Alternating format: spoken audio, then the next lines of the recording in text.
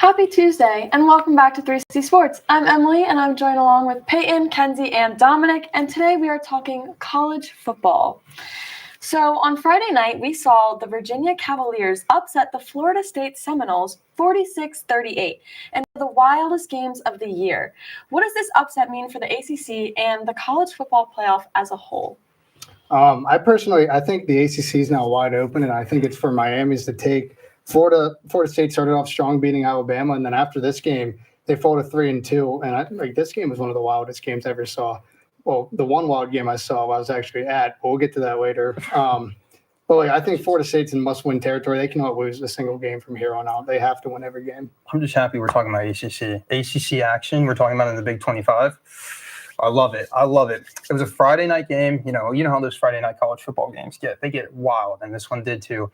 I sent a prayer up, though, for that FSU wide receiver during that field rush. I don't think I saw him get back up after all those students came rushing in. But that was a good win for Virginia. They finally are ranked. They're ranked number 24 now, which is wild. ACC ranked on there.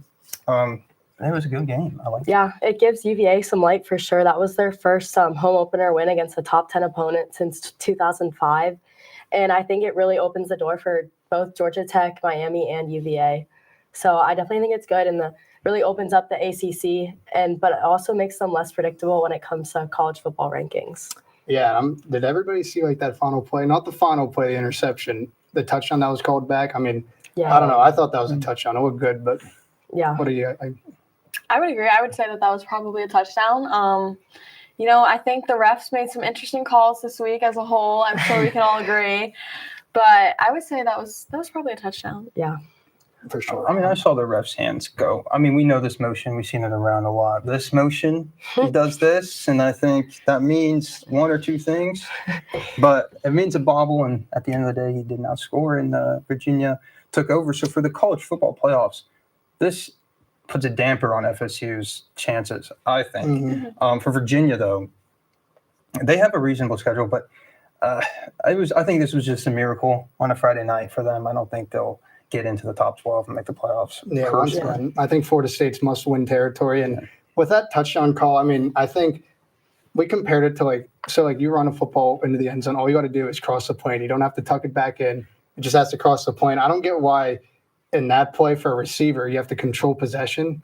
He kind of had possession of the ball and went to tuck it in, as a runner. And I think that's where they saw the bobble right at the end, and that's why they didn't call it a touchdown. But that was a tough call in that situation. And even if they did get that touchdown, they still would have had to go in for two. Yeah. Which, I don't know, but a great win for Virginia, of course. Florida State, once again, it's not looking too good right now. Yeah. All right. I mean, there's quite a few upsets this week. So let's move on to Georgia and Bama. Kirby Smart. I mean, he falls 1-7 against Bama in his career. So do we think that this is a knock on Kirby, or has Alabama just been that good? But I mean, yeah, I don't know. I tell you what, this Florida State loss is making Bama feel a little better just because Bama lost to them start the year 0-1. Now they're 3-1. Once again, Kirby Smart 1-7. We already mentioned that one win, however, was in the national championship when they won back-to-back games. I don't know. I kind of compare it to Kyle Shanahan and Sean McVay. If you can remember, Sean McVay couldn't beat Shanahan, and then come playoff time, he beats him. It's obviously very one-sided, but I mean, it's a rivalry for a reason. You throw the records out the window, and that's about it. I'm gonna disagree. I think this is a knock on Kirby, honestly. I mean, Bama has not been good this season. They have had a horrible record. Okay. They have not been playing good games whatsoever. Their offense has been sloppy. Their defense is mid. And going into it, I mean, we had high expectations for Georgia. And you can call it players, bad day, bad game. But I think at the end of the day, if you consistently cannot beat Bama, it might be a coaching. I think they looked good. They showed signs of iffy stuff in the trenches. Georgia ran all over them, but I think Bama looked good. It just might be too early to tell. They lost to FSU in the first week, right? And then they come around and they play their first ranked opponent of the year in Georgia this past Saturday. If you look at their schedule, they play 5 ranked teams in the next 6 games. So with Vanderbilt this weekend with game day coming to Bama, so that'll be a fun game. That'll be a cool game. Yeah. But I think it's too early to say, yeah, this team's going to go to the playoffs and they're going to be really good with 5 ranked teams in the next 6 games. I mean, call it a hot take, but I kind of think Bama's overrated. So I'm with you on the I'm knock scared to on say Kirby. I don't know. I think both of these teams are going through the same thing. They both Gunnar Stockton for Georgia, CJ Carr for Bama. It's new quarterbacks, new everything. CJ Carr comes in, doesn't win his first game as a collegiate athlete. Let's also not forget Arch Manning. Like, it's just normal. These kids, they struggle. And I get it. NIL is making them seem like they're pros making a lot of money, just put it at that. And it's just normal for these people to come in, struggle, especially we're going to get into Carson Beck later. Like, you saw him come over after Georgia won 2 natties, came in, didn't do as well. Stockton came in, couldn't beat, a rival for Georgia. CJ Carr couldn't win his first game. I just think it's normal for these teams to be very struggling when these people are 18, 19 years old. I think it's normal, but I think also you're playing for schools that have expectations and you're playing to a certain level. And I feel like if you can't come out and show every week that this is where you're supposed to be and this is what you're supposed to be doing, then I think, I don't know. I mean, they broke Georgia's 33-game home winning streak, which dated back to 2019, I think. And I personally, I agree with you. I think it's a knock on Kirby. I mean, Alabama's a new program under a new coach. It's no longer Saban's reign. So I think it kind of does reflect on Kirby a little bit. I mean, they did have that win in the championship game, but without being able to pull out a win since 2021, I mean, you got to do some self-reflecting if you're Kirby. Yeah, this game's very similar to the Michigan-Ohio State game. Ryan Day hasn't been able to beat them, and I get it. Each fan base would trade a national championship for beating Michigan or Ohio State, but at the same time, you got to win the game that everybody circles. This game for these two teams mean a lot, and the fact that Kirby Smart hasn't been able to win, that is pretty bad on his end. But winning the games the team circle, that is true. It's a common theme over this past weekend. Yeah. Well, speaking of the weekends, the topic we all dread, the Oregon Ducks weathered the Whiteout, defeating Penn State 30-24 in double overtime. Drew. He threw his second losing game interception in the last 5 games, and James Franklin is now 4-21 against top 10 teams. Where do we even start? Honestly, where do we even start? I'm going to start giving credit where credit's due. Dante Moore came out, and I mean, Penn State's toughest environment by far. This game has been circled on every student's door or calendar for seems like forever now. He came out, completely diced up this defense, 248 yards, 3 touchdowns. The offensive line was insane. I mean, you couldn't get to him at all if you tried. So I'm going to start off giving credit where credit's due. Well, he's a sophomore. I mean, you look at what he came into, Whiteout, nationally televised Whiteout game, 15,000 people there. Everybody against him, not one single person, maybe a couple green. But he came in as a sophomore quarterback, 5-star out of high school in Michigan. He knows what he's getting into. He throws for 3 touchdowns and 250 yards. I mean, not a single pick either. Yeah, I mean, he threw our defense for a loop. I mean, they could not get a handle on it. And I mean, whether that's him being familiar with our playbook and watching our game tape or just his raw talent, I mean, our defense could not keep up. And I think that also made a big difference because we came off last season with Abdul Carter on defense. I mean, our defense was good last season.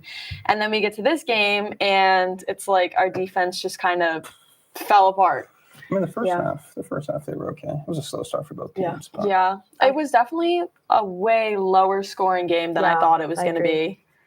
I think going into this game, Penn State fans already had some questions about what our potential could be with such a tight game against FIU until the end, that everybody was like, oh, they're holding back. But I think as we saw, our defense really did struggle to get to the quarterback with having no sacks. We need to change something up. Seems like we've been holding back for about 12 years now. I mean, we cannot win these games. And going about Penn State's defense, I think they look good until they honestly couldn't look good anymore. That fumble that if you're a Penn State fan, you should think it should have been called. If you're an Oregon fan, you're happy it didn't. That kind of like took the air out of the defense, and then starting most possessions at the 40-yard line, 50-yard line. I mean, it's tough to stop, especially Oregon. I mean, they're top 10, top 5 for a reason. And yeah, going back hours, throwing 4 interceptions or 3 interceptions in the last games I can remember, and then 1 against Ohio State that went through the end of the back of the end zone. I mean, it's just like, I don't know. I mean, to give credit where credit is due, Drew is a good quarterback, but when it comes down to the big games, he just cannot get out of his head. Like, he could be so much better than he is if he could just read the field and get out of his head, which honestly I feel like is a coaching thing. I mean, you have been working with this player we're going on year 3 now of him being our starting QB, and I have not seen a difference with him hesitating in the big games. And that is something that you need to sit down with your players and be like, look, we see you struggling every big game. How can we fix this? How can we read the field and not throw pick sixes straight into a cluster of Oregon defense? Like, yeah. I mean, he's struggling. And I also want to say, like, one way to help a quarterback struggling is to get the running game going. Nick Singleton, I don't know, like, ever since that Utah game, my senior year of high school. What was he doing? Like, he has 11 carries for 21 yards. That he used to. We thought like he was the next Saquon Barkley after that game. He'd have like 2 or 3 30-yard rushing touchdowns. Now it's this is their last year, both of them. It's everybody's last year on that offense. That's just so concerning. Yeah. And they need to step it up, especially Aller. He stayed back a year because he needs more stats. But I mean, not to be like that, but I'm kind of glad that this is their last year on their offensive line. I feel like, listen, they're good. They all have their strengths, but I feel like it might be time for a little bit of a different team. I mean, I think Luke Reynolds is really good. I think if we had a quarterback that threw stronger passes, we could see even more from Luke Reynolds. Did he have some struggles the last couple of games? Yeah, but he also had really huge shoes to fill. I mean, Tyler Warren was all over TV, all over everyone's radar. Still is. So he still is. So, I mean, except he for had the Bears, I don't know what they were thinking. So he had big shoes to fill, and I think he's doing a good job. And I feel like, it might be time that we switch things up with a new quarterback. Yeah, it's still pretty early. I was about to say the only good thing, like not really good thing, the only thing about this loss is that it is week 4, but they got to change it like next week. See, we still have Ohio State on the road. We have Indiana. We have Nebraska. Although Nebraska's unranked, I think that's still going to be a tough game. And Indiana at home, I think, is really going to test us again. But Ohio State on the road is definitely a game we all have circled again. Yeah, I'd say you have to win out. Like, you have to win out. I almost feel like this game sets the tone for the rest of the season. Not to be pessimistic, but I mean, if we can't win at our own field, at our own whiteout, where we have every single Penn State fan having our backs, I mean, what are we going to do when the fan base is 90% Ohio State, 10% Penn State? I mean, that's a different environment. Ohio State fans are not nice. And again, putting James Franklin's 4-21 record against ranked opponents on the line again. Yeah. But moving on, our board segment. So December is still a long way away, but the college football playoffs is on everyone's minds, obviously. So let's go to the board and give one team we think is a lock for the college football playoffs. Dominic, let's start with your pick. Yeah. Okay. So when you think of locks this past weekend, you have to think of, pull it up right here. Give me a second now. The boys in blue, Ole Miss. They upset number 4 LSU. They have 2 QBs, okay? Trinidad Chambliss, I'm pretty sure that's his name. He is a stud. The first QB, he's a backup QB. The first QB, I think, is injured. But he torched LSU, threw for 1 touchdown. It's all right. But he used his legs on that defense, and he had his way with them, okay? So these guys are 3-0 in conference, 5-0 overall. They are ranked pretty high now since they upset LSU. You got to give it to these guys. The defense held Neusmeyer to under, I believe, 200 yards. He had a couple picks, and those 2 picks were, in fact, in the first quarter. So you got to give it to the boys in blue. They have a favorable schedule too as well. They play Georgia, who again we just talked about, just lost to Bama, and they face Oklahoma, who is looking like they're going to lose John Mater, is that his name? Last name? Mater. But doesn't look like Oklahoma's going to have their stud QB. Ole Miss defense looks like domination against LSU. So give me the boys in blue being a lock. Yeah, I mean, whenever you can go in and beat a top 5 team and then back it up the next few weeks and go undefeated. Yeah. I mean, this team's looking really good. 5-0, you can't argue with that. One upset already. See, I feel like my problem with, Ole Miss and those teams is they will have a strong start, and then midseason something happens, and they just go downhill. So I feel like a good pick, but you never know what could happen. They got to start it off scary. I think I started off scary with the board segment here. You can't pick a favorite. I don't know. Okay, Kenzie, should we take a look at your pick? Yes. As a Penn State fan, this is hard for me to say, but I'm going to have to go with Ohio State as being a college football playoff lock. They received 46 votes in the number 1 in the AP polls this week. And I mean, starting off week 1, they proved with a dominant 14-7 win over Texas. And since then, they've just been rolling. They've averaged 36 points on offense, and sophomore quarterback already has 10 touchdowns this season. And against Washington this past week, their defense had 6 sacks with Caden carrying 3 of those. So honestly, I think Ohio State is definitely a lock and will be an interesting game against Penn State later this year. Yeah, we all know who Jeremiah Smith is. I mean, depending on the draft, he's probably going to go number 1 overall if that team doesn't need a quarterback. I think they felt a little disrespected being ranked below Texas to start the season. I mean, ever since that Michigan game, haven't lost. And not only haven't they lost, they've been on fire. Yeah, they've been smoking their opponents. I mean, they beat Oregon by 20. I mean, they came in with a mission. They were ranked lower than us. They were ranked lower than Texas. And I think they came in, they were like, that's not how we roll. Like, we're number 1 and we're going to prove it. Yeah. Jeremiah Smith's playing like the best, of course. I mean, that team, they're going to do good, of course. I fear they might cook us when we're away. Hurts to say, but yeah. Okay, Peyton, should we take a look at your pick? Take a look at what I have to say. And I also hate to say this because I was heartbroken come Saturday. My pick will be Oregon. These Oregon Ducks, they're really good.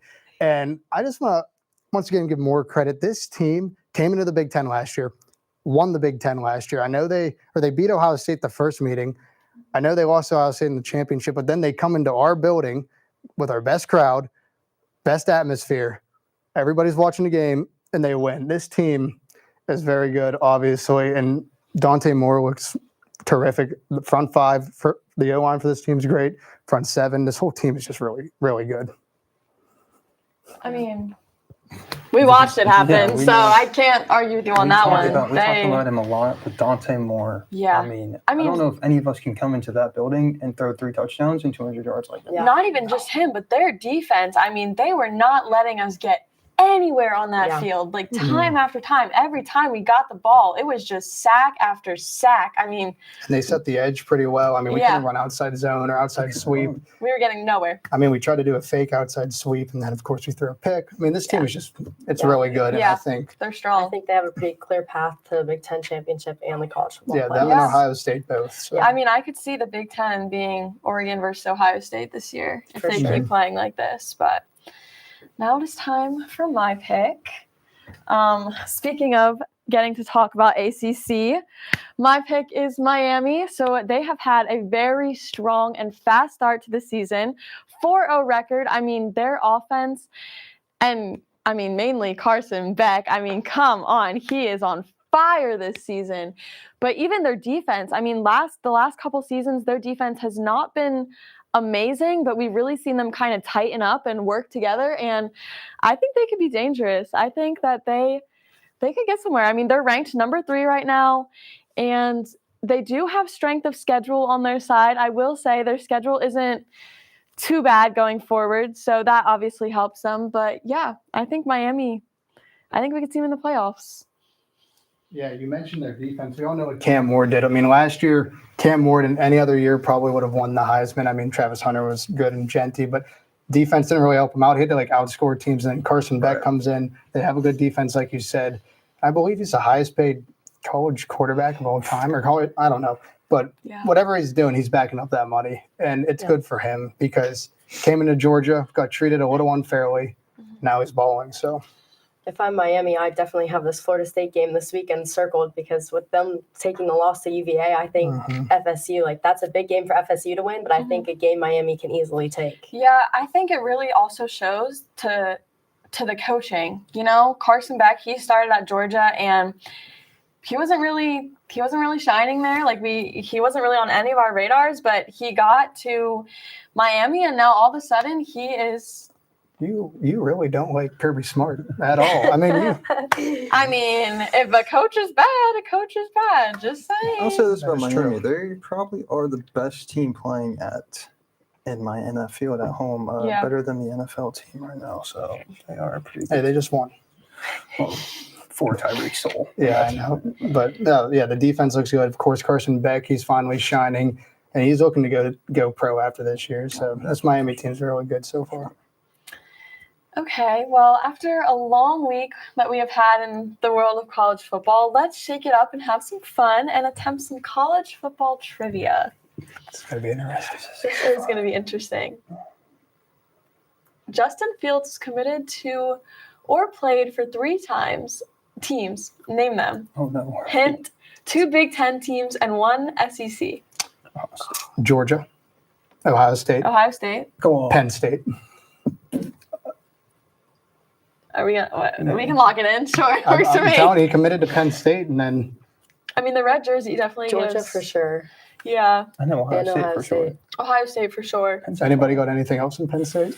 Was it Penn State? I would like to get a Penn State with Penn State. It's our I'm school. fully confident. Okay, it's okay, Penn State. confident. Okay. I'm Okay. confident. Lock it in. We are locking them in. Wow. Look at us go. You're a All right. All dog. right. You are Okay. a Good dog. start. Good start. Which one of these celebrities played D1 college football? Oh, I know it's not Luke Bryan. it's I can gotta tell be you that for a I'm not fact. gonna lie, I don't even know the guy. Gerald Ford. I feel like Is he Ford? Like Ford? I feel like it's I don't know. it's Gerald Ford. Yeah, I agree. It's definitely not Quavo. It's definitely not Luke Bryan. That Yeah, man that's for probably sure. doesn't even know how to pick up a football. A margarita, yes. A football, no. I can't help We're on this locking one. in. I have no clue. Locking in. Ford truck. Ford F-150. Gerald Ford. Let's Yes. go. Wow, at Michigan. Wow. Michigan. Yeah, Okay. 1934. MVP at Michigan. 1934. He Wonder looks why I like he didn't played for remember that Michigan. one. Yeah. Who holds the single season CFB passing touchdown record? Hint, plays for the Browns currently and also played for the I think- Patriots. There's 5 I QBs think on it's the Browns. Bailey Zappi. Is Zappy on the Browns right now? Played for the Patriots. I do know that. That looks I like don't a know. Conference USA jersey. Oh my Looks gosh. like Western Kentucky University. I look like Josh Allen. There's 5 I think QBs. it's Bailey Zappi. There's 5 QBs on the Browns. Okay, let's go. Starting is Joe Flacco. Could be Joe Flacco. Did he play on the Patriots? No. Kenny Pickett's on there. Shador Sanders is on there. Dylan Gabriel. Dylan Gabriel. Who's the 5th? Okay. Yeah. Okay. Wow. Okay, man. He Too knows many his QBs. football. It's really hard to Man. keep up with the Browns QBs. What 2 teams play the 100 Miles of Hate rivalry? Hint, both teams play in Conference USA. Oh, USA. Conference USA. I want to say, but I don't know if it's right. So I don't know if I want to What's your say. guess? What's your I guess? think, is it Army and Navy? I don't know. 100 miles. What's 100 miles? Both play in Conference USA. I mean, when I Conference think of USA. USA, I think of Army and Navy. So that's why You know, your bet is as good as mine. I'm just going to take the L on this one. I don't Yeah, know. I So we don't can go know with either, Fane's but I answer. guess so. Yeah. Oh, yeah. No, I was No. nowhere Yeah. close. Is that Okay. I'll Middle be bad on that. That was Yeah, my Middle bad. Tennessee. Nowhere close. Tennessee. Shout out Middle Tennessee. Wow. Okay. Wow. Western I don't know why we're Kentucky. shouting them out, but I do know that. Okay. Wow. We didn't do that. What, 3 for 4? Okay. 75%? Not Who bad. cares? Guys, I've been waiting for this segment all night. We're now going to debate the AP poll. So obviously, some voters have cast some ballots that have made no sense, leading fans to question why they have a vote. With that being said, do you think there should be a change within the AP poll? I mean, me personally, I feel like AP polls, like rankings shouldn't start till like right now at this Yeah. time. Like Yeah. I think Florida State being unranked to start the season is very unfair. I know they're 3-2 right now, but they beat Alabama. You can say Alabama being ranked as high as they were, very unfair. I hate to say it. You can say the school we're going to right now being ranked as high as they were is a little interesting. Texas, like what I'm trying to say is these teams don't have an identity until right now. We now know a good understanding of what each team's kind of like. I just think you shouldn't have rankings until you can figure that out. And I think right around now would be a perfect time. I think going into that bias plays a huge part in this. Just the school's name, people are like, oh, yeah, they're going to be good. Let's put them at 1 or 2 or top 10, top 5. So, yeah, I think bias plays a big part in the first couple of weeks because we don't even, like you said, we don't even know what they look like. So it's just Ohio State. Let's put them at 1. Yeah. And with how influential the AP voting is, I think like it is important to make sure there's no bias in the voting, and like especially when it comes to bowl selections and playoff selection time, like those AP votes really matter.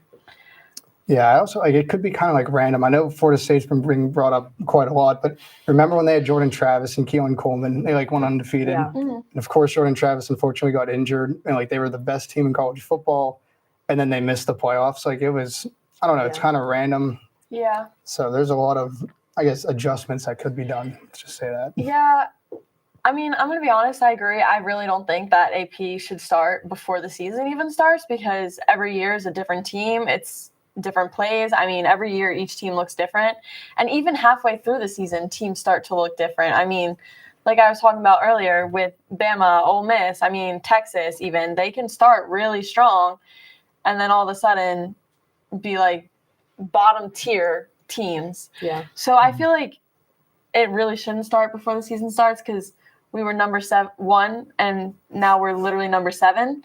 Yeah. So I mean, I think about it like in the NFL. Like think about it. You have like a design playoffs, and you have to like lose your way out of make the playoffs. Does that make sense? Yeah. It's just I don't know. There's it's a long season. A lot of teams, of course, like Indiana. That team, I don't think were they ranked top 12, and then they go in and beat Illinois. It's like I also think like it adds so much pressure to every single player. Like going in, like the Penn State players are like, oh, well, we're ranked number 1, so now everybody's going to expect us to play like a number 1 team. And you're just adding pressure onto something that's already stressful and it's already a big deal. Obviously, you know what you're signing up for, but at the same time, I feel like these players don't need any more pressure. And like, then I feel like it also just causes like unnecessary hate. Like teams drop because of one loss and then all of a sudden the fans turn on them. I mean, like think about like Ohio State and Texas, they scheduled each other, and then think of like who Penn State scheduled. Yeah. I think it's like teams are like afraid to like lose early, if that makes sense. It's a long season. You shouldn't be afraid of losing 3 games. But that's just how it is right now. I also want to add like the outcome of games are a huge thing. Like we'll say FSU when we talk about it a lot, but we can say Penn State too. And I don't want to be biased, but we took them to double overtime. We lost about what 6 points. We took them to double overtime. We fought our way into double overtime and we lost, and we got deranked 5 spots? 4 spots, yep. 4 I think if you look and further analyze a loss and see that this team, they put up 500 yards, they still lost, they went to double overtime. Let's put them down 10 spots. I don't think that's how it should really go. I mean, going into the 4th quarter, we were down. Like it looked like we were going to lose immediately, and we brought it to double overtime. And I feel like that should carry some weight because that is not easy to do in any sport, let alone college football. So, I mean, should it have taken us to 4th quarter to start to play football? Probably not, but I can see why that would make us drop. But the fact that we did go into double overtime and not just overtime should, I think, carry some weight. Maybe FSU was a better example because they dropped 10 spots. And now they're number 18. I just think there's a lot of factors that carry in, and it shouldn't carry in until around this time. So. Am I going to keep checking the polls every week just because I'm interested? Yeah. But I definitely think that there should be some changes. Yeah, for sure. Some guidelines maybe for the voters. However, that is basically all the time we have tonight. So stay tuned for tomorrow for MLB. And thanks for joining me, Peyton, Kenzie, and Dominic.